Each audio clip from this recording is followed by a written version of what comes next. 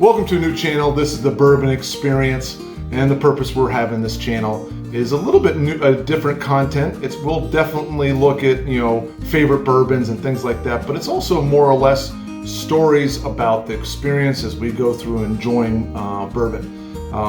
I've really kind of gotten into it in the past year and turned it into something that's really been more of a hobby than anything. And so that's the whole thing. If you're new to bourbon, this might be a good thing for you to kind of tag on to and kind of watch, get some pointers, get some ideas as I go through the whole process too. If you're a veteran, maybe this will just be fun content to watch a 50-year-old man make an idiot of himself. Who knows? So we'll have a good go at it. So way back when, back in my earlier years, right around college years, started mixing bourbon and Coke. And I know for you purists out there, that's like a big no-no.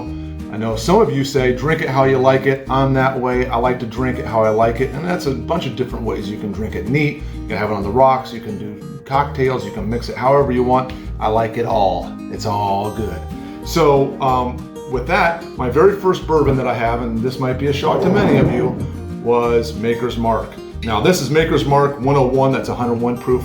The original, or the small batch, I should say, is, and that might not be called a small batch, but it's just a regular Maker's Mark 90 proof. And that's what I used to mix my Cokes with. And it was really sweet, really enjoyable. And my grandfather thought I was an absolute nut job for mixing a really good bourbon with anything sweet like a Coke or anything like that. But again, that's for the purists. For me, it was at that time. I don't think I would do it again right now, but back then, I would probably really, I really enjoyed that Maker's and Coke. So then we went from, okay, Maker's is, is $30, $35 for that bottle. And so we wanted to get a little bit of a cheaper bottle. So we went after Bulleit bourbon. And Bulleit's a newer bourbon, also out of Kentucky, really close to Frankfort, Kentucky. I don't have a bottle of it with me anymore, and that was a little bit more of a peppery, more different flavor, and I had that with my Cokes, and we enjoyed that one, maybe not as much as the Makers. Then when we got into what we thought we were high-class royalty, then we went after the Woodford Reserve bourbon. Now this is the double oak. This is not their small batch or whatever you want to call it, the one that you normally find on the shelf. This, by the way, is an easily top 5 bottle bourbon. It's excellent, but we would mix the Woodford Reserve with the Coke. That was really tasty. Really enjoyed that one too. So, and then we also finally went with also a Knob Creek, which is also a Kentucky bourbon, and Knob Creek 9-year. This is 100 proof, so this one's going to be a little bit more hotter, and so we got a little bit more of a kick out of this one. Enjoyed this. It's actually a Jim Beam product, and really good, also neat. So anyways, so we had that, and we would get into these bourbon and Cokes. So up until recently, about a couple years ago, brother-in-law brought over a bottle of Angel's Envy. Angel's Envy is also, this is based out of Louisville, Kentucky, and Angel's Envy is a little bit different. Just like any other bourbon, for the most, for it to be a bourbon, it needs to be bottled in a barrel for 3 years. And so it's 3 years, but then another half a year, they put it in port wine barrels.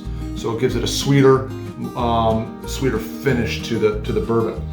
This is also a less proof, so it's a 86 proof, so it's not as much kick. So when we had this, we had it neat, and when we had it, it was like, whoa, this is really good bourbon. And so now, what we did was we had this Angel's Envy, and we had it neat, and we were like, wow, that's really tasty. And so that really got us going into getting things and drinking them neat, which I would really encourage as you go through it, is to start trying to drink things neat. You'll get that kick, you'll get some of the smells will be a little bit difficult at the very beginning, but as you do it more and more, you'll really start to enjoy and get the flavors out of some of these, because each one of these is extremely different. They're all four very different bourbons, and when I was doing them mixing with Coke, I really didn't know that, and now I do after I've been drinking them neat. So anyways, that's the whole point of this show, is to go through that experience. We went on a bourbon trail back in January with my brothers and my dad, and it turned into this moment now where it's a hobby now. And that Bourbon Trail created that. And so we'll go back, I'll do a show on each visit that we had, because those were a lot of fun. And now we get together about every other week and we do blinds. And the blinds are absolutely hilarious because we all prove each other wrong and things that we think we know about bourbon, and we throw some curveballs in there. So, but anyway, so that was fun. So the purpose again for that channel is just to see the experience as we go through it, and also maybe if just for standpoint of posterity purposes, just to go back and watch it and have a laugh. So, so if you want to enjoy it, make sure you hit that like button. If you want to subscribe. We'd love to have you. We're gonna have fun with it. Thanks.